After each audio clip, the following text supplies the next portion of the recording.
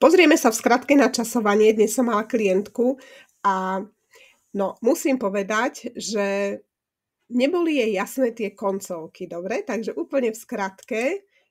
Napríklad máme sloveso sagen, povedať. A teraz pozri. Toto N, to je v neurčitku. Neurčitok znamená povedať, to je to naše ť, povedať. Dáme preč N, príponu N, a teraz nám ostane tzv. Volá sa to, že koreň toho slova, alebo slovesa je toto zág. Čiže ja teraz budem pridávať prípony, ktoré sú dané k jednotlivým osobným zámenám, ale nie tak, že povedzme, že mali sme prípad, že er sagend. Ona si zapamätala, že tretia osoba má príponu T, a nešlo jej to, vždy mi tam dávala to tečko k tomuto, že er sagend. Nie.